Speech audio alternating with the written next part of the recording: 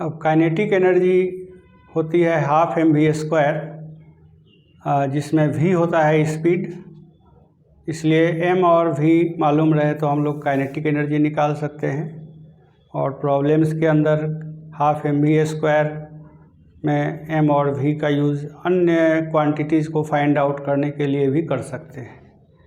जैसे circular motion अगर हो रहा है तो सेंटर की तरफ फोर्स mv²/r होता है और हाफ mv² काइनेटिक एनर्जी होती है। तो इन फोर्स और काइनेटिक एनर्जी के बीच सर्कुलर मोशन में एक प्रॉब्लम डिजाइन होता है, उसका हम लोग अभी स्टडी करेंगे। एक पार्टिकल है जो सर्कल में जा रहा है, सर्कल का रेडियस r है। पार्टिकल मान लें कि यहाँ से स्टार्ट करता है और इसका डिस्टेंस कवर करता है कुछ, तो इसका जो स्पीड है वो डिस्टेंस के साथ चेंज करता है। और इस तरह से a√s करके दिया हुआ है कि speed of the particle changes with distance covered as a√s। यहाँ पर s 0 है तो यहाँ पर नेचुरली v 0 है। अब इस पॉइंट पर पार्टिकल पर कितना फोर्स लग रहा है ये फाइंड आउट करना है। फोर्स के लिए हम लोग जानते हैं कि एक सेंटर की तरफ फोर्स लगता है, तो सेंटर की तरफ फोर्स mv²/r हो जाएगा और टेंजेंट की ओर भी एक फोर्स लगता है, तो उसको डिफरेंशिएट करके और हम लोग फोर्स फाइंड आउट कर सकते हैं। और यहाँ से यहाँ जाने में कितना वर्क परफॉर्म्ड हुआ ये फाइंड आउट करना है। So question is a particle of mass m moves along a circle of radius r with speed varying with distance covered s as v equal to a√s. Find force on the particle, work done on the particle at time t as a function of time t, as a function of time t. So this is the question. A particle is moving in a circle, its speed is changing with distance covered. We have to find out two things: force on the particle at time t and work done on the particle as a function of time t. So suppose here we have t equal to 0 and here is time is t. तो यहाँ से यहाँ जाने में कितना work particle पर हुआ वो फाइंड आउट करना है और फोर्स कितना लग रहा है वो फाइंड आउट करना है। टाइम t पर फोर्स होगा और वर्क में ड्यूरेशन होगा यहाँ से यहाँ तक, और फोर्स जो होगा वो एक टाइम t पर हर इंस्टेंट पर फोर्स होगा, लेकिन वर्क जो होता है वो डिस्प्लेसमेंट के दौरान होता है, इसलिए वर्क यहाँ से यहाँ तक में डिफाइन होगा। So let us do it.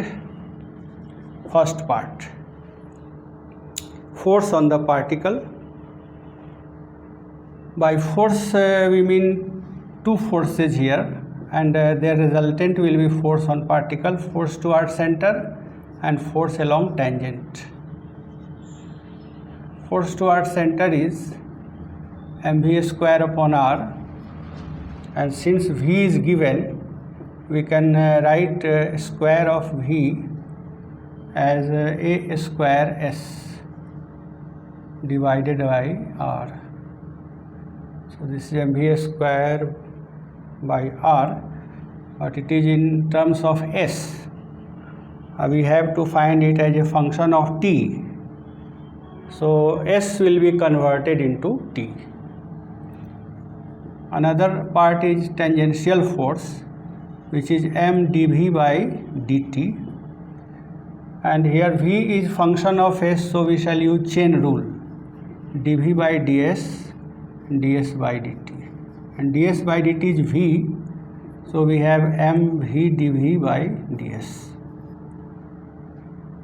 Now we see from here v is root s, so a root s is v dv by ds. a d by ds, root s means half.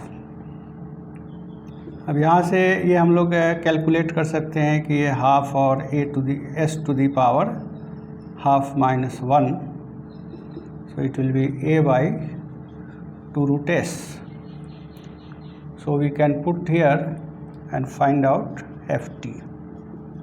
m v is a root s multiplied by dv by ds is a by 2 root s. So we have ma square upon 2. Here a is a constant, not acceleration. It is a thus constant, and we can write this ft now. And this is a constant, so only conversion is needed here for s. Now we can convert s as a function of t using this v. a root s is dv by ds by dt, so ds by root s is a dt, and by integration we can find out s as a function of t, and this can be put here. We shall get force as a function of time t. S to the power minus half ds integral is equal to s to the power minus half plus 1 by minus half plus 1, and value is taken from 0 to s. So this is a s to the power half by half, तो ये ऊपर जाएगा और 2 root s हो गया.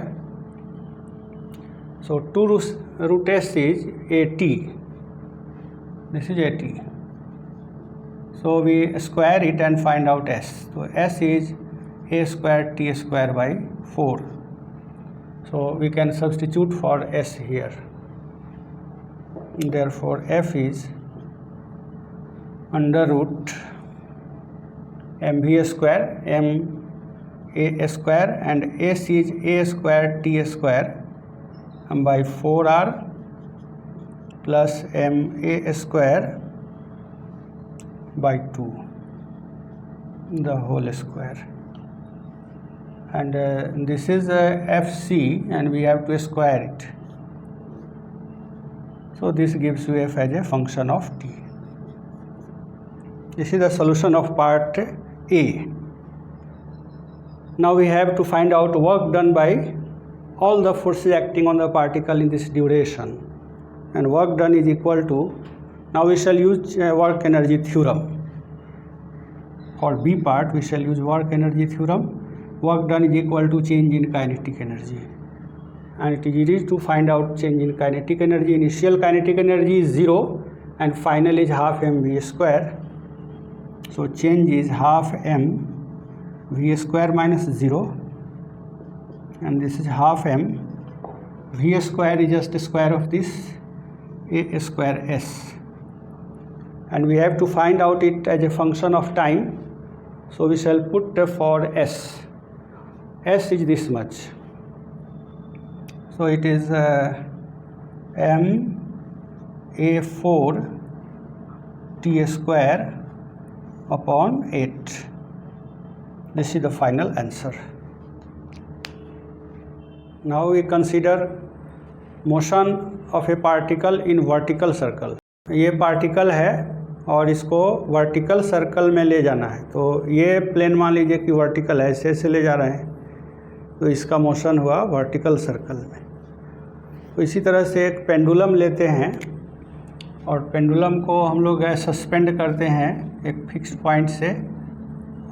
ये vertical line है, इसके लोएस्ट पॉइंट पर जब पेंडुलम रहता है तो इसको कुछ वेलोसिटी ऐसे देते हैं, तो इसके कारण ये ऊपर जाता है.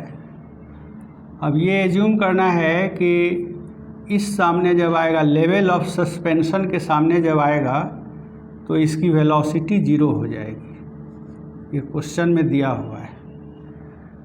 तो अब बताना है कि कितनी वेलोसिटी से इसको रवाना किया गया।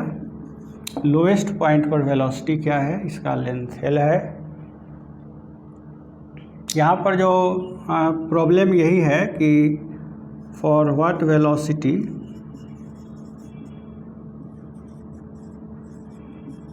at lowest point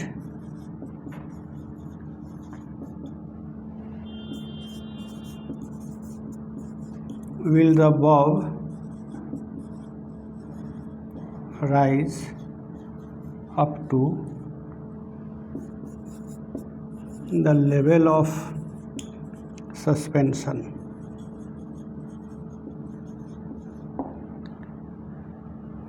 कितना वेलोसिटी देने से लेवल ऑफ सस्पेंशन तक ये आ सकता है। पेंडुलम का लेंथ एल है।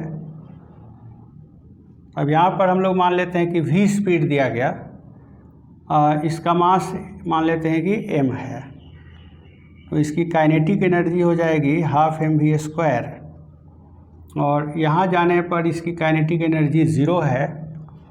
So change in kinetic energy is 0 minus 12 mv², final minus initial, this is delta के। अब इस पेंडुलम पर फोर्सेज लग रहे हैं और वर्क हो रहा है, तो दो ही फोर्सेज लग रहे हैं, एक टेंशन का फोर्स और एक ग्रेविटी का फोर्स। तो आप जानते हैं कि पाथ के दौरान टेंशन सेंटर की ओर डायरेक्टेड रहेगा और डिस्प्लेसमेंट टेंजेंट की ओर होगा, तो ये एंगल 90 डिग्री होगा। इसलिए कोई डिस्प्लेसमेंट अगर ds देते हैं तो वर्क डन बाई टेंशन 0 होगा, इसलिए वर्क डन बाई टेंशन 0 हो गया पूरे पाथ पर। और वर्क डन बाई ग्रेविटी है, तो उसको देखिए mg फोर्स नीचे लगा और वो कांस्टेंट है, इसलिए mg का जो वर्क होगा वो डिस्प्लेसमेंट से डिसाइड होगा। और हम लोग जानते हैं कि डिस्प्लेसमेंट का दो पार्ट कर सकते हैं, एक है हॉरिजेंटल पार्ट और एक वर्टिकल पार्ट। सो हॉरिजेंटल कंपोनेंट में वर्क डन बाई mg 0 है और वर्टिकल में ही है, तो यहाँ पर L अगर लेते हैं इसको तो ये भी L हो जाएगा। Work done by mg is minus mgl। तो total work done on the bob is sum of these two work, and we can use work energy theorem W equal to delta के।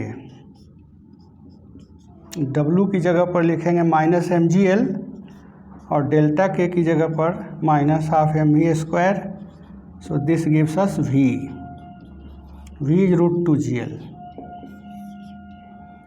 तो ये इतना speed यहाँ पर देने से ये जस्ट यहाँ पर पहुँचेगा और ग्रेविटी के फोर्स के कारण वहाँ से वापस हो जाएगा। तो ये ऑसिलेशन का कंडीशन भी कहलाता है कि v का वैल्यू 0 और इतना के बीच रखें तो ये ऑसिलेट करेगा। This is also condition for oscillation. Speed should be less than equal to √gl at lowest point. This is for oscillation. और प्रॉब्लम में ये भी पूछ सकते हैं कि what is the condition for oscillation. So condition for oscillation is that speed at the lowest point should not be more than √gl। और small oscillation होगा बहुत छोटे एंगल पर, तो इसको काफ़ी छोटा होना पड़ेगा। तो this was a problem in concern with motion in vertical circle. अगर इस स्पीड को हम इससे बढ़ाते हैं तब एक नेक्स्ट क्वेश्चन इसमें आता है कि कितना स्पीड दिया जाए कि ये वर्टिकल सर्कुलर मोशन पूरा कर सके। तो उस क्वेश्चन को डील करते हैं। ये पेंडुलम है और इसको यहाँ से रवाना करते हैं, ये सर्कल में जाता है, ऊपर तक जाता है और ऊपर जाकर के फिर ऐसे सर्कुलर मोशन पूरा करता है। तो ये सेंटर हो जाता है सर्कल का। ये स्पीड जो है ऊपर जाने से चेंज करेगा और किसी पोजीशन पर भी हम लोग इसको देख सकते हैं कि इसका स्पीड कितना है। तो हमको यहाँ पर चेक करना है, यहाँ पर जाएगा तो इसका इनिशियल पोजीशन ये हो जाएगा और फाइनल पोजीशन ये हो जाएगा। तो इनिशियल और फाइनल चाहिए हमें डेल्टा के लिखने के लिए। अब क्वेश्चन ये है कि for what minimum speed at lowest point will the bob complete vertical circular motions?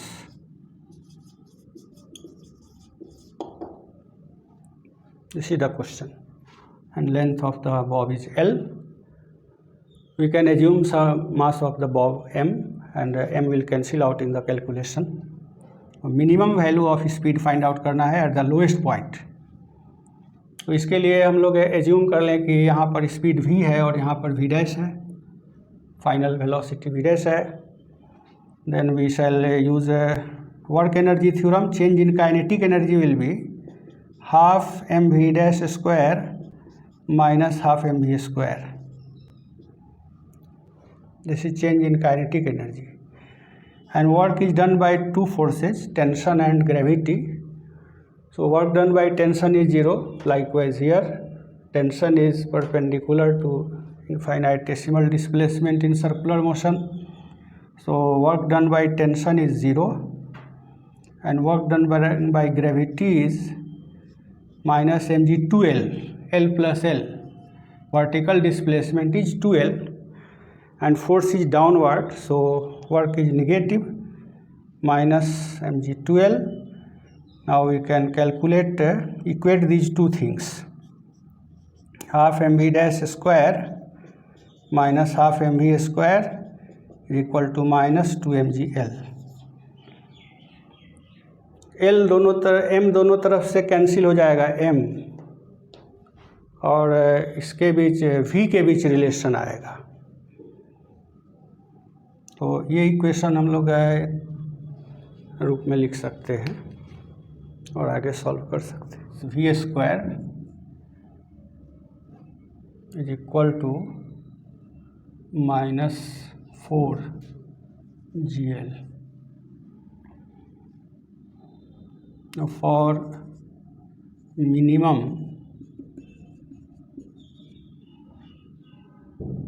Value of v dash v, for minimum value of v, अगर इसको हम घटाते हैं तो ये भी घटेगा, v dash should be minimum.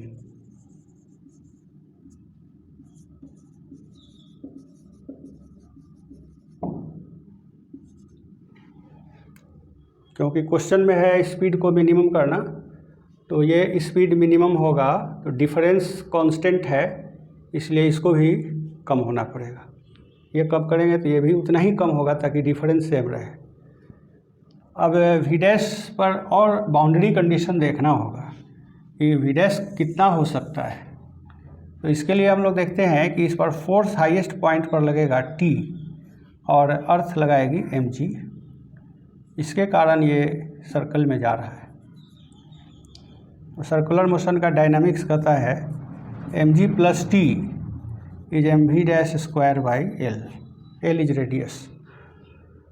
So we see that for minimum v, t must go to 0. t का वैल्यू 0 तक जा सकता है। When t is 0, v dash is a minimum because mg is constant. So minimum v dash is root gl. So this, suppose this is 1 and this is 2, so we can find out v minimum. So v is, from here v is v dash square plus 4gl, and v dash square is 2gl, sorry, यहाँ पर 2 नहीं है, so it is 5 GL. This is the answer. Lowest point पर speed होगा √5 GL। तो ये जो condition है this is due to string, क्योंकि स्ट्रिंग में केवल टेंशन हो सकता है, इट कैन नॉट पुश। अगर हाथ में हम लोग बॉडी को ले जाएं तो हाथ इसको नीचे भी खींच सकता है, ऊपर भी ठेल सकता है, तब उस हालत में ये कंडीशन चेंज कर जाएगा। तो इसके लिए हम लोग एक दूसरा एग्जांपल लेते हैं, इसमें ये रॉड की तरह यूज किया जाए, एल की जगह स्ट्रिंग की जगह रॉड यूज किया जाए, तब यहाँ पर V dash can tend to 0, तब उस हालत में इसका वैल्यू कितना होगा। So we can have here special case, if string is replaced by light rigid rod,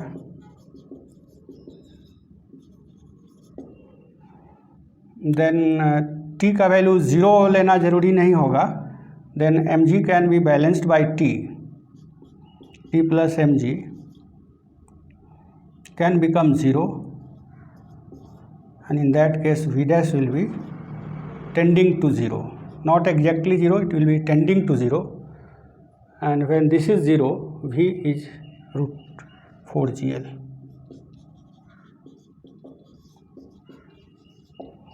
string जब रिप्लेस हो जाएगा रॉड से, rod can exert upward force, तब ये ऊपर की तरफ मान लो कि n लगाएगा और नीचे mg होगा और ऐसे V डैश हो जाएगा, तो mg minus n will be mv dash square by L। अब ये n चूँकि बढ़ के इसको बैलेंस कर सकता है, इसलिए V डैश का वैल्यू 0 की तरफ टेंड करेगा। तब उस हालत में रॉड को यूज़ करेंगे जब स्ट्रिंग की जगह, तो लोएस्ट पॉइंट पर √4 GL, और अगर स्ट्रिंग यूज करेंगे तो √5 GL। अब एक वर्टिकल सर्कल में दूसरा प्रॉब्लम ये है कि सस्पेंशन पॉइंट से बॉब लटका हुआ है L लेंथ के थ्रेड से, और इसके सस्पेंशन पॉइंट के ठीक एक नीचे यहाँ एक छोटा L से एक पेग लगा हुआ है, कांटी लगी हुई है ऐसे। तो इधर से जब स्ट्रिंग जाएगा तो यहाँ इतना दूर को कांटी रोक लेगा, इसलिए ये रस्सी कभी ना कभी इसमें टच कर जाएगा, और जब टच करेगा तो अब ये L-x रेडियस के सर्कल में चलेगा। यहाँ से अब सेंटर जो यहाँ था, सेंटर अब यहाँ हो जाएगा। तो इस तरह से ये यहाँ जाएगा, और अगर कंडीशन सफिशिएंट हुआ तो ये ऑसिलेट करेगा। तो ऐसा प्रॉब्लम प्रोजेक्ट में दिया जाता है कि फाइंड आउट करिए कि अब इसका टाइम पीरियड क्या होगा। यहाँ पर हम लोग वर्क एनर्जी थ्योरम से x का वह वैल्यू फाइंड आउट करना चाहते हैं ताकि ये ऑसिलेट करे या वर्टिकल सर्कुलर मोशन पूरा करे condition. For what value of x will the bob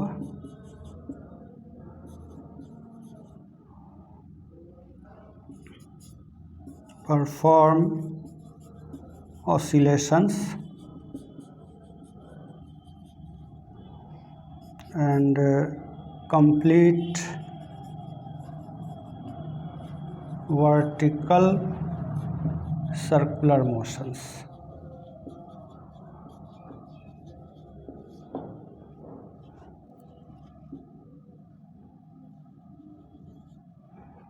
So there are two questions, there will be two answers for each one question। Circular motion यहाँ से यहाँ तक आने में पहले हम लोग ये देखेंगे कि यहाँ कितना स्पीड हो रहा है, तो उसके लिए यहाँ का स्पीड 0 और यहाँ का स्पीड कुछ मान लेंगे, और वर्क एनर्जी थ्योरम से यहाँ का स्पीड फाइंड आउट करेंगे। So using work energy theorem,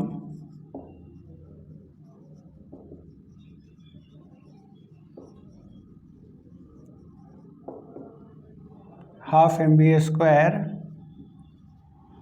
यहाँ का स्पीड मान लेते हैं कि v है, तो इस पार्ट के लिए half mv² minus 0 is change in kinetic energy, this is delta के, एंड W है इस पार्ट के लिए work done by tension 0 and work done by gravity mg into vertical displacement. तो ये L है, इसलिए ये L cos थीटा होगा, तो ये हो जाएगा पूरा L minus L cos theta. So vertical displacement into force is this much.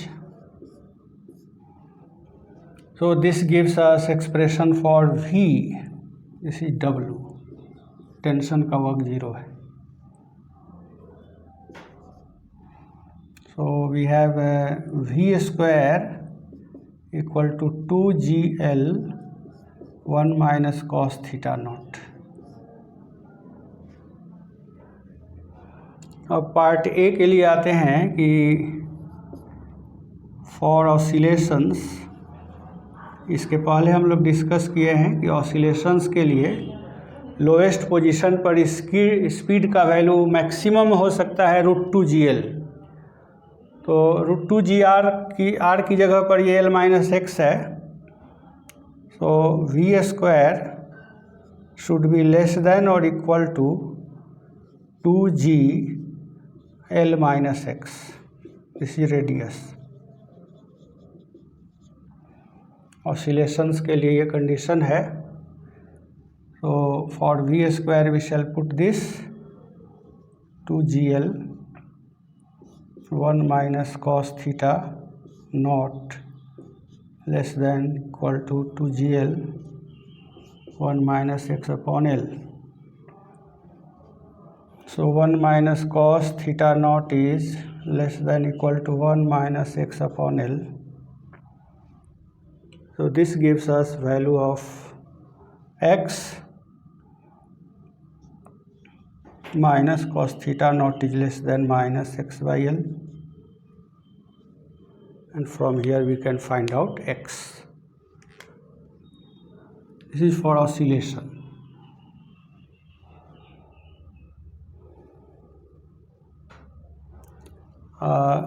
Next part is for completing vertical circular motions.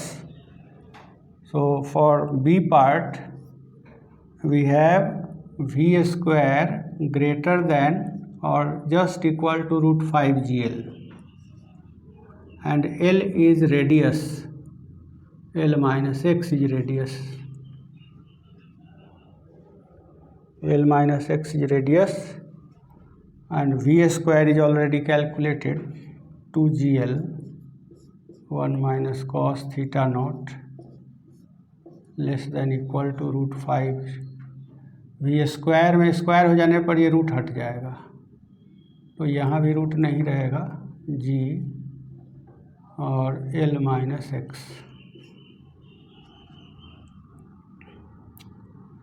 So taking L common we can cancel out something, 5/2 1 minus x upon L, this will give us x. So इस तरह से हम लोग x से find out कर सकते हैं कि x कितना होने पर ऑसिलेशन होगा और कितना होने पर वर्टिकल सर्कुलर मोशन पूरा कर लेगा।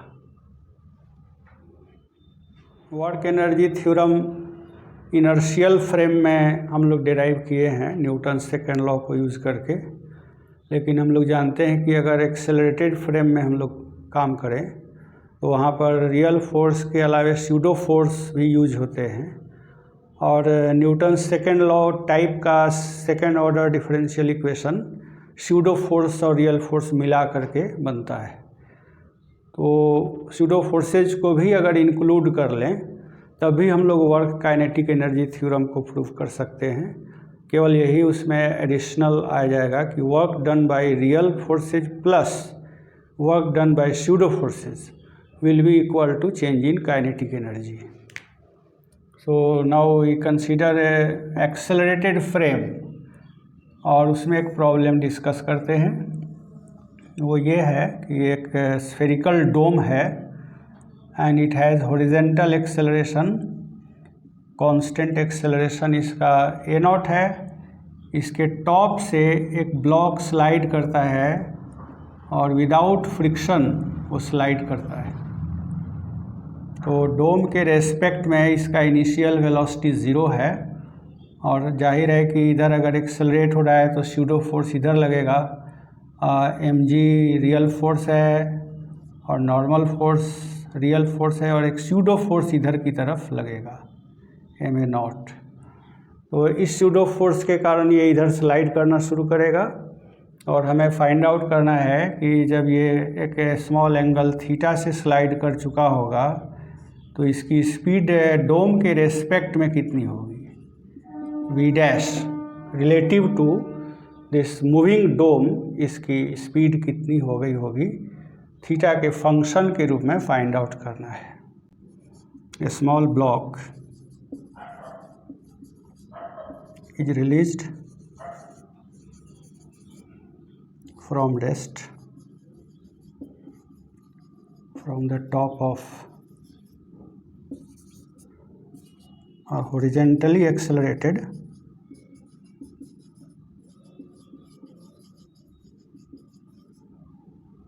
sphere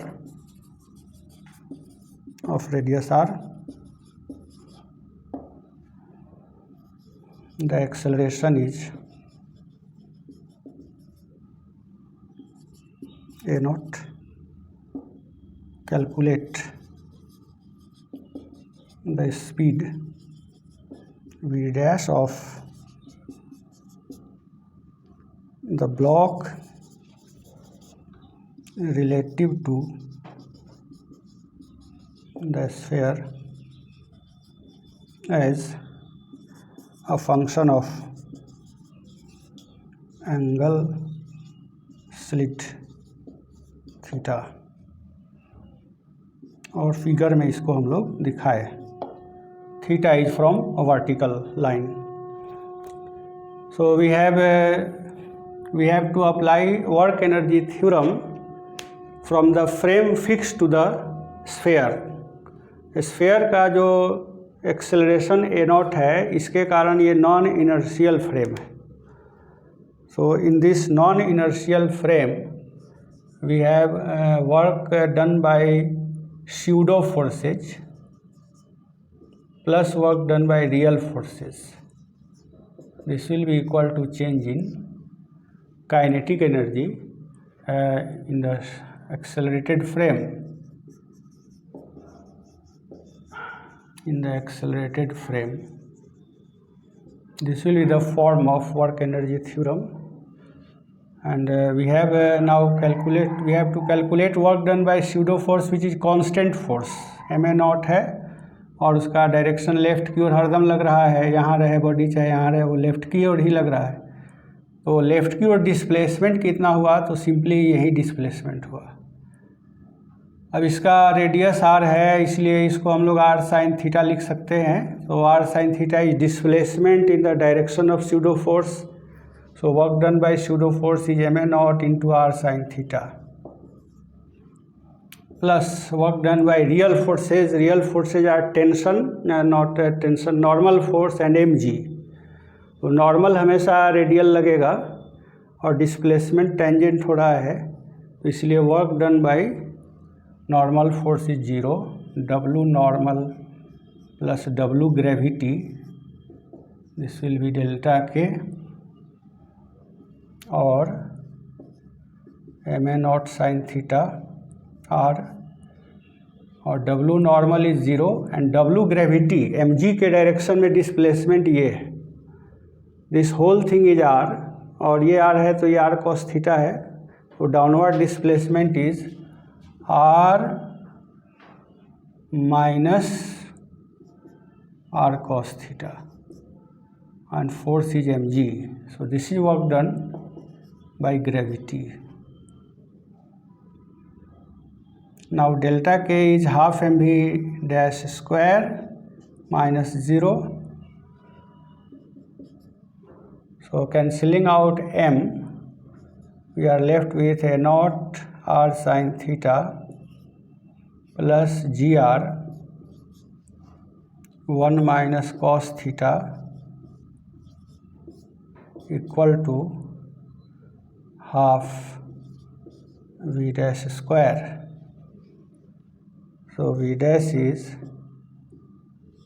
2a naught r sin theta plus 2gr 1 minus cos theta and a square root of this whole thing. This is the speed relative to the accelerated sphere. This is the answer.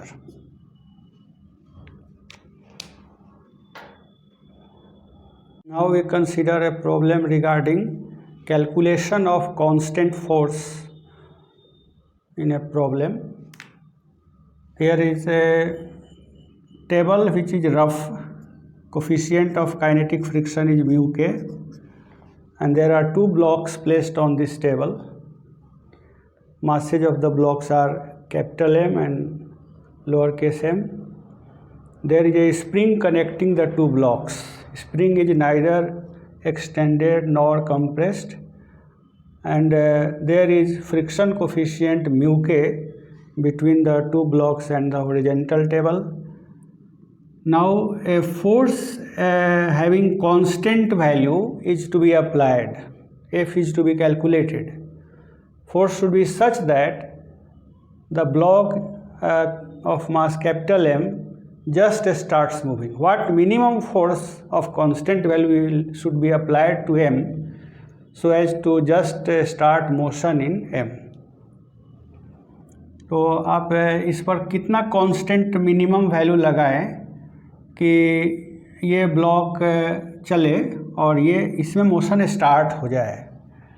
तो आप जानते हैं कि motion start करने का meaning है कि friction को विन करना होगा। तो इधर चलने के स्टेज में इधर की तरफ स्प्रिंग फोर्स लगाएगा, और मान लें कि एक्सटेंशन इसमें अगर x होता है तो ये kx फोर्स लगाएगा, और इधर ये mg और नॉर्मल फोर्स, इससे हम लोग ये निकाल लेंगे काइनेटिक फ्रिक्शनल कोफिशिएंट म्यू के यूज़ करके और n यूज़ करके।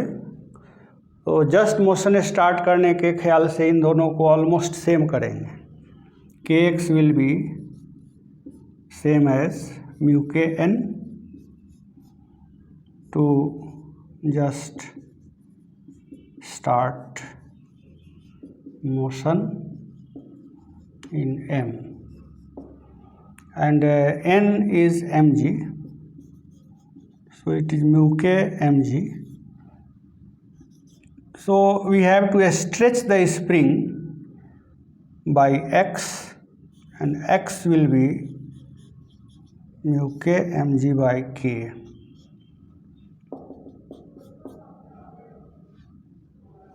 Now we consider a smaller block. Smaller block पर जो फोर्स लगे हैं वो इस पर वर्क कर रहे हैं, और मान लो कि ये x डिस्टेंस पहुंच करके और रुक जाता है। तो स्टार्ट भी किया 0 स्पीड से और 0 स्पीड पर आया, तभी फोर्स मिनिमम होगा, अदरवाइज इसमें ज़्यादा वर्क होगा तो वो चलता रहेगा। तो for minimum constant work final speed of the block small m will be 0. So work done is Fx by F and minus half kx square. This is work done by spring on this block, and work done by friction is minus mu k, and n will be mg and x. This is work done by all the forces. This should be equal to change in kinetic energy. Now kinetic energy change is 0, so we have half kx square minus mu k mgx equal to 0. This is our second relation. Now putting the value of x in 2, we can find out a required force F. This gives you F.